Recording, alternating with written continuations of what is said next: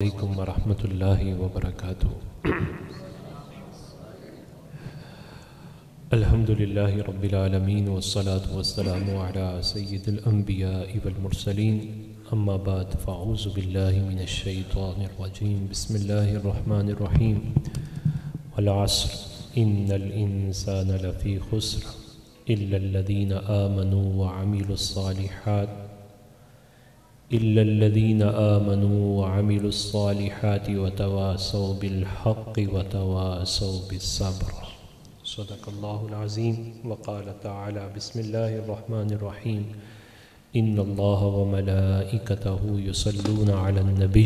یا ایہا الذین آمنوا صلوا علیہ وسلموا تسلیما۔ صلاۃ والسلام علیک یا سیدی یا رسول اللہ وعلی آلک و اصحابک یا سیدی یا حبیب اللہ۔ معزز و محتشم حاضرین و سامعین اور بالخصوص انجمن جامع مسجد طیبہ، آپ تمام احباب کو آج کی اس خوبصورت بزم بعنوان عقائد اہل سنت انعقاد کرنے پر میں صمیم قلب سے مبارکباد پیش کرتا ہوں۔ یقینی طور پر علماء کا جمع غفیر موجود ہے، دائیں بائیں، اور سارے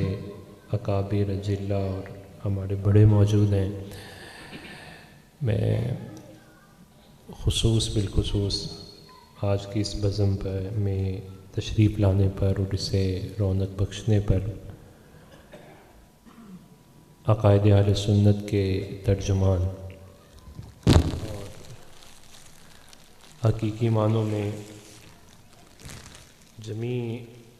پہلوؤں سے اپنے عقائد کی ترجمانی کرنے والی شخصیت فاضل جلیل عالم نبیل حضرت علامہ مولانا محمد اویس نوری دامت برکاتہم القدسیہ، آپ کا بھی شکریہ بھی ادا کرتا ہوں کہ آپ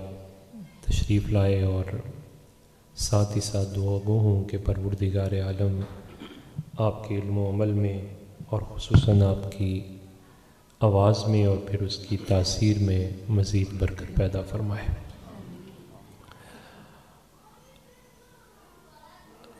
حضرت علامہ مولانا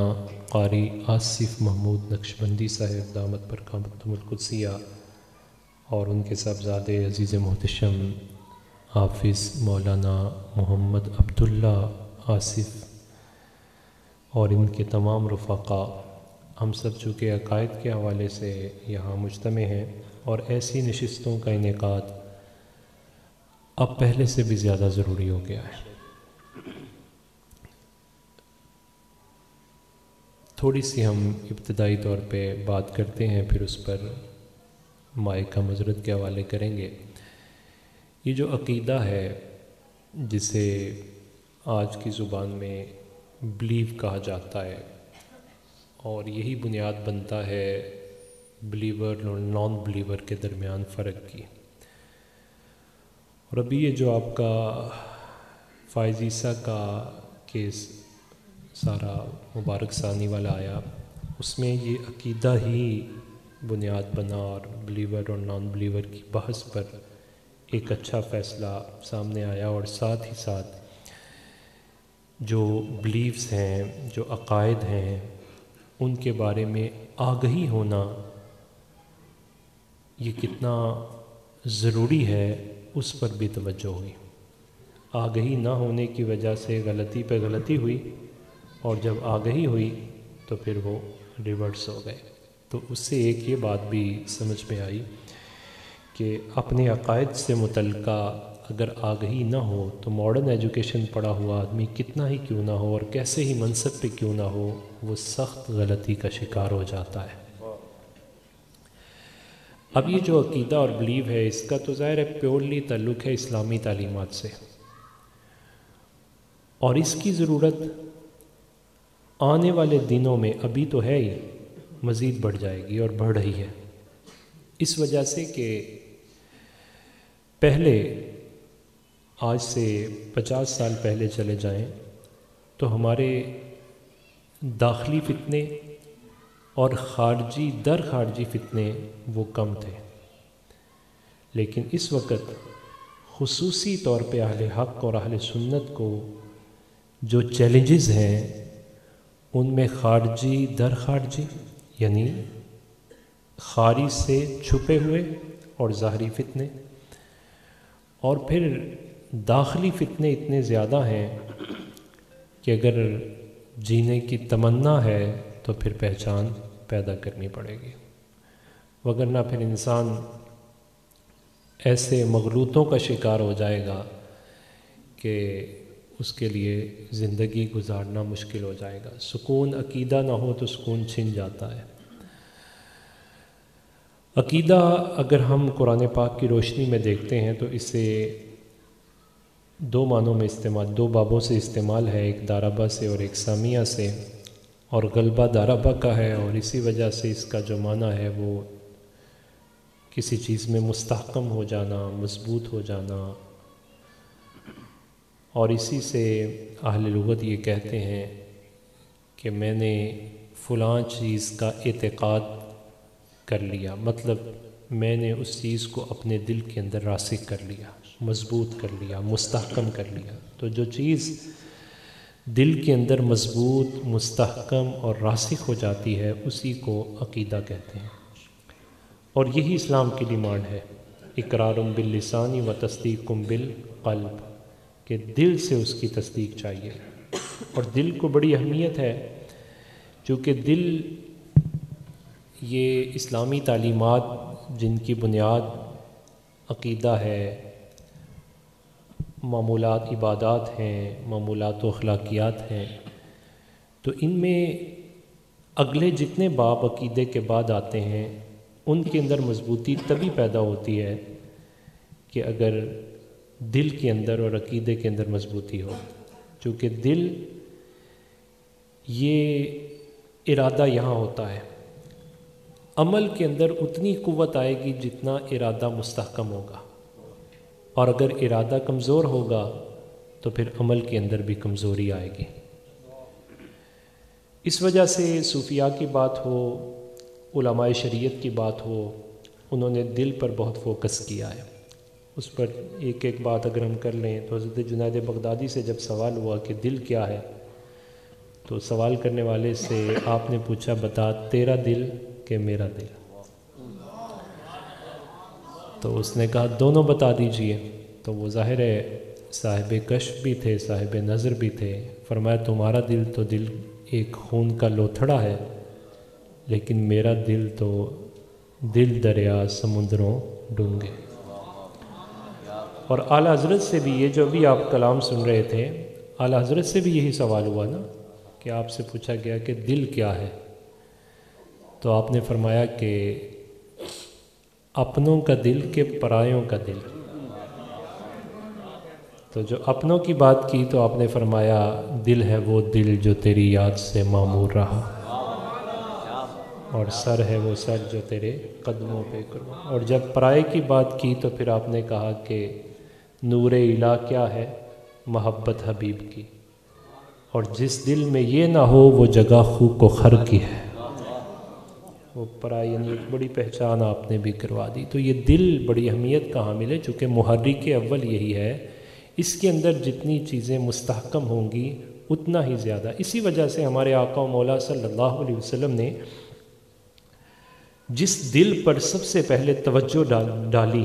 اور دلوں کی جب بات کی تو حضور نے بھی یہی فرمایا کہ رب تعالیٰ نے،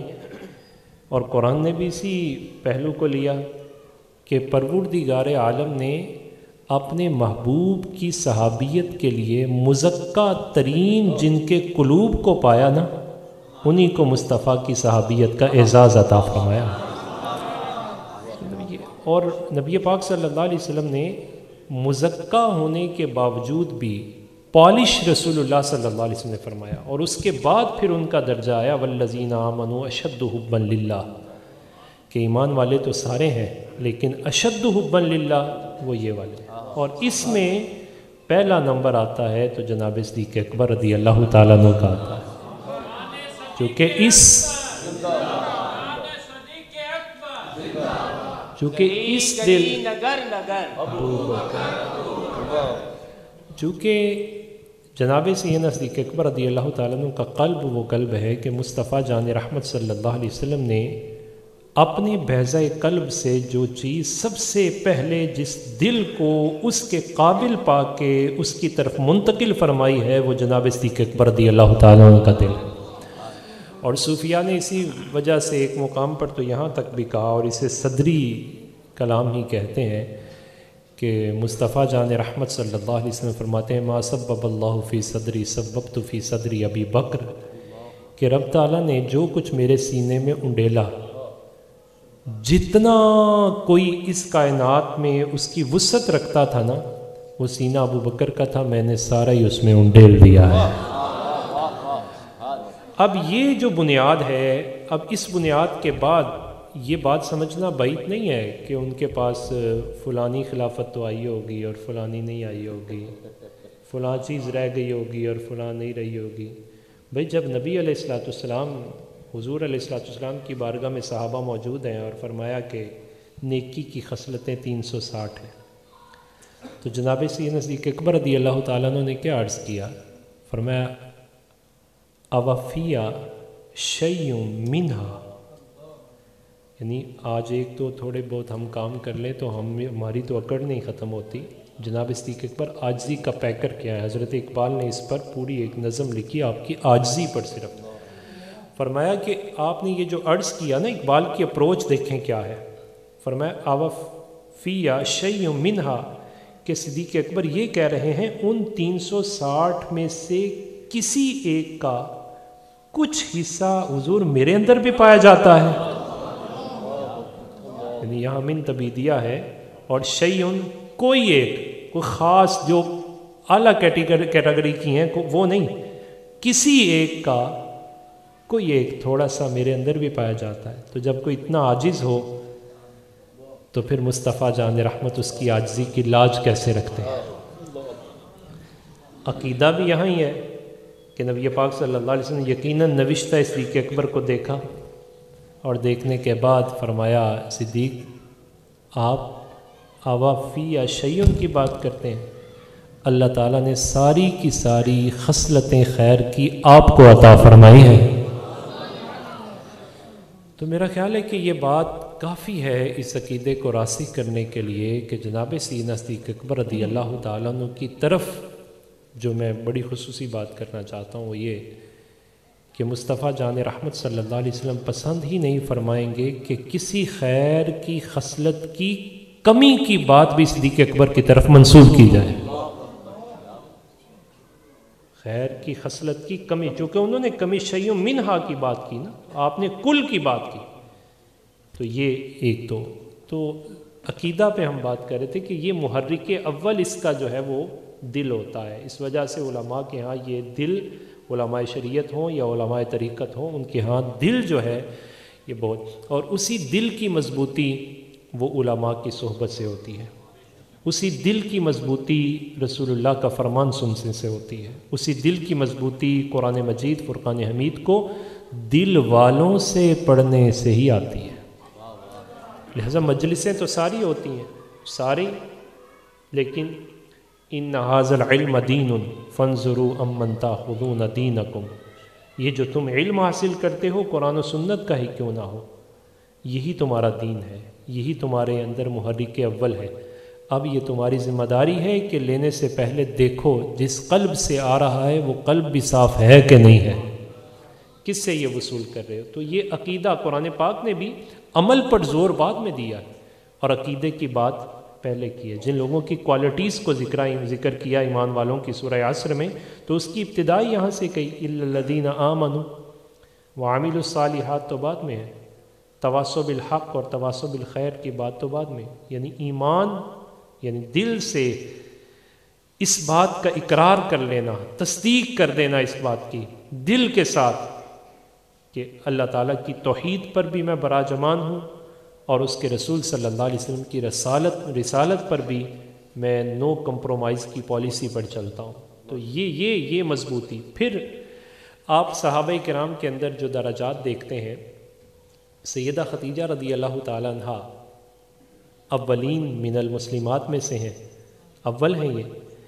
تو اعمال تو وہ بعد میں جا کے آئے، لیکن ان کے اس درجے تک پہنچنا ممکن نہیں ہے بعد والی خواتین کے لیے بھی۔ کیوں؟ اس کی ایک بنیاد یہی علماء نے لکھی، اس وجہ سے کہ جو عقیدے کا رسوخ ڈائریکٹ ذات مصطفیٰ صلی اللہ علیہ وسلم سے سیدہ خدیجہ کو ملا، اس میں کوئی ثانی نظر نہیں آتا۔ تو اس بنیاد پر قرآن پاک میں سیدہ خدیجہ رضی اللہ تعالیٰ عنہ آپ کی تعریف بھی کی گئی۔ یہی عقیدہ عمل سے اگر مقدم نہ ہوتا تو ہماری جو عالم برزخ کی منزل ہے اس کی بنیاد بھی اسی عقیدے پر ہے،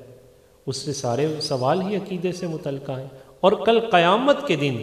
اگر عقیدہ ہوا تو پہلی صورت تو یہ ہے کہ عقیدہ صحیح ہوا تو عملوں سے تو پھر بھی کسی نے نہیں جانا، اللہ تعالیٰ کے فضل سے ہی جائے گا۔ یا پھر دوسری صورت یہ ہے کہ وہ اپنے عمل کے ساتھ ساتھ اللہ تعالیٰ کا فضل، اس کی خوشنودی پائے گا، اور دوسری صورت یہ ہے کہ نبی پاک صلی اللہ علیہ وسلم کی شفاعت کا عقیدہ ہوا، بعد پھر بھی عقیدے پہ ہے تو پھر جائے گا، اور تیسری صورت یہ ہے کہ یہ عقیدہ ہوا کہ بالآخر من قال لا الہ الا اللہ دخل الجنہ، جس کا یہ ایمان ہوا تو وہ اپنے اعمال کی سزا بھگتنے کے بعد بالآخر جنت میں چلا جائے گا، شرط پھر بھی یہی ہے عقیدہ۔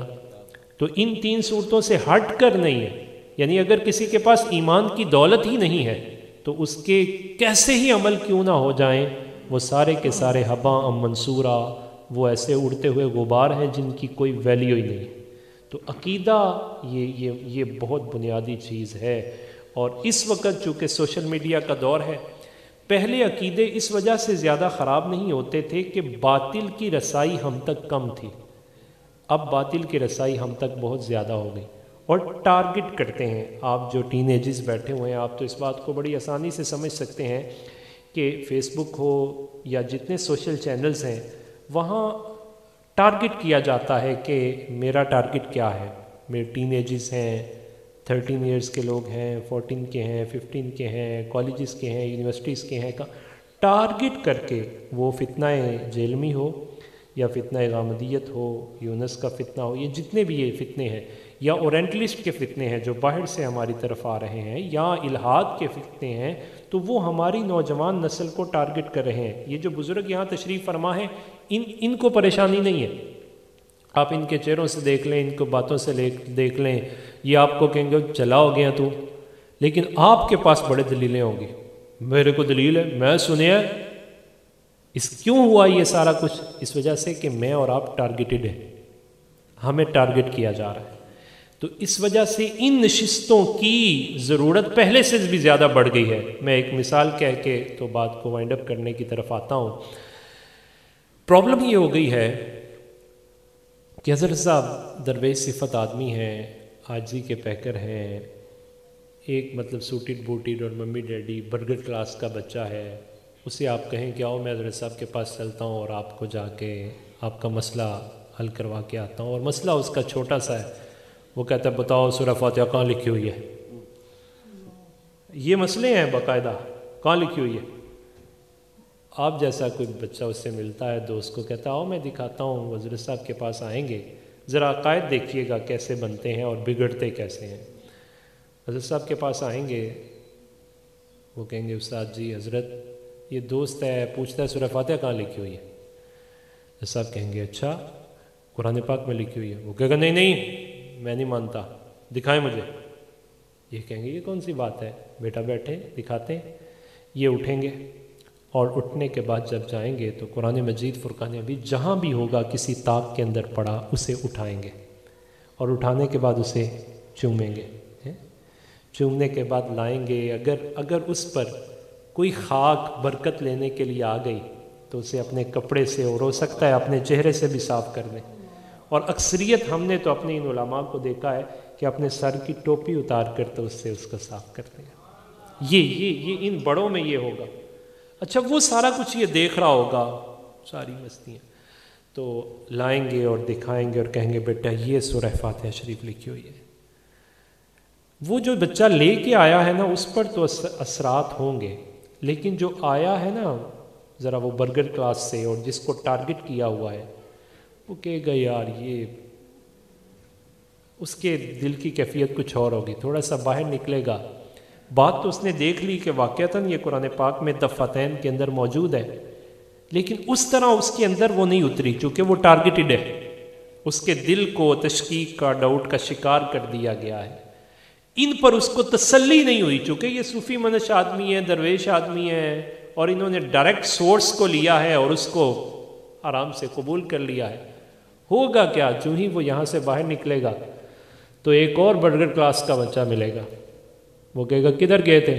وہ یار قاری صاحب کے پاس گیا تھا، ان سے پوچھنے گیا تھا سورہ فاتحہ کہاں ہے؟ اس نے کہا انہیں دکھائی بتائی، ہاں دکھائی۔ میں نے کہا چھوڑو اب میں تمہیں دکھاتا ہوں۔ وہ اس کو پکڑے گا، تھوڑا سا آگے لے کے جائے گا تو اوپر لکھا ہوگا اسلامک سینٹر فلاں ہیرا پھیری اکیڈمی، جو بھی اوپر لکھا ہوگا وہ ایسے، مطلب جو ہی اندر داخل ہوگا کمرہ کھلے گا، کرسیاں لگی ہوئی ہیں، اور سامنے پاکستان میں یہ جو امپورٹ کیے گئے پینٹ کوٹڈ لوگ، یہ گزشتہ دنوں میں بھی آئے، تو اس طرح کا ایک بندہ بیٹھا ہوگا پینٹ کوٹ میں، سوٹڈ بوٹڈ، جسے وہ روزانہ دیکھتا ہے، تو وہ چہرہ اس کا ادھر ہوگا، لیپ ٹاپ اس کے سامنے موجود ہے، اور جو ہی اس کے پاس آ کے کرسی پہ بیٹھیں گے وہ کہے گا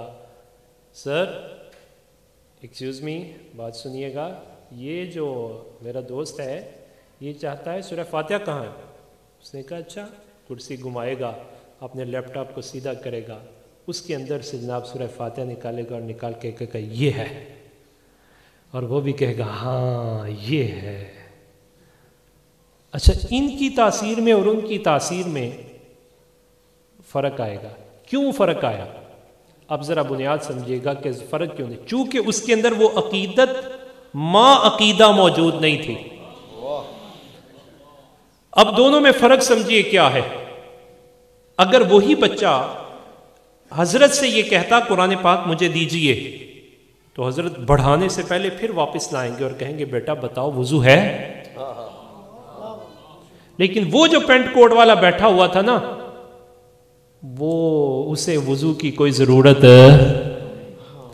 تو جس کا ظاہری وضو نہ ہو، بتائیے اس کا ایمان کا وضو ہوگا؟ اس کے پاس تو پھر اگلی بات، ان حضرت صاحب کے پاس آئے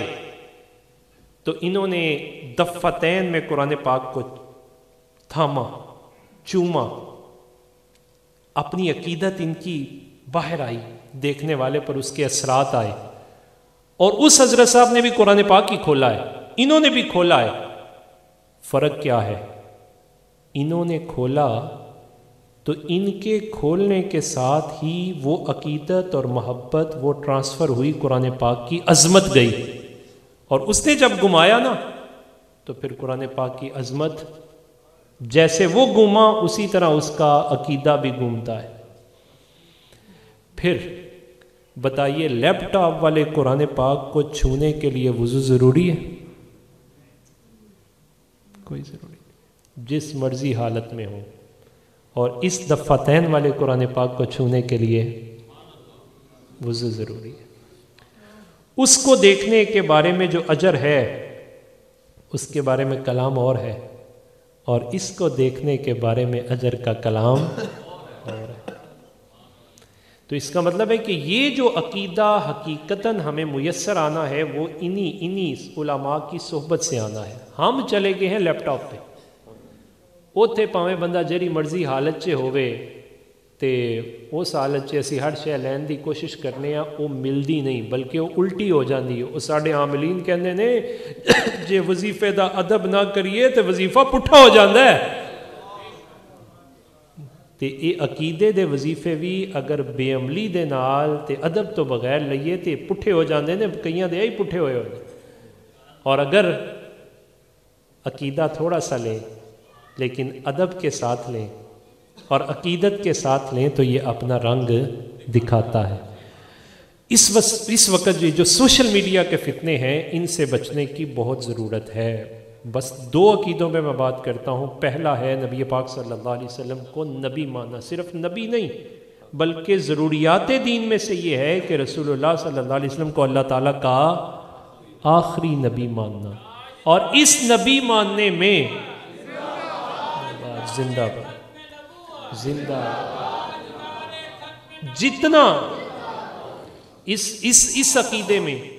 جس طرح اللہ تعالیٰ کو ایک ماننا ضروری ہے، اسی طرح رسول اللہ صلی اللہ علیہ وسلم کو خاتم النبیین ماننا ضروری ہے، کیونکہ وہ بھی ضروریات دین میں سے اور یہ بھی ضروریات دین میں سے۔ جس لائن سے یعنی جس سٹریم سے گزر کر، جن دلائل سے گزر کر ہمارے پاس جو دلیل اس کی ہے نا، مثلا آپ کے پاس اللہ تعالیٰ کے ایک ہونے کی دلیل کیا ہے؟